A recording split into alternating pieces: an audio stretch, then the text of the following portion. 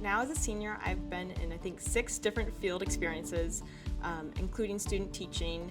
I've had the chance to work in preschool, kindergarten, 2nd, 4th, and 5th grade classrooms, and then also having the chance to explore special education classrooms. It's been really exciting to get to see different teachers' practices and learning more about things I hope to use as a teacher, and really just getting to see the different exciting ways we can work with children and continue to make education better and help children learn the best they can. While student teaching, there was many different things that I learned about for changing the classroom and differentiating it and making sure it was accessible to all students, and having the chance to put that into practice and seeing, oh, this student can learn best through hands-on lessons. So how can I actually do that? How can I take this reading and make it something where students are able to move their bodies and engage with it?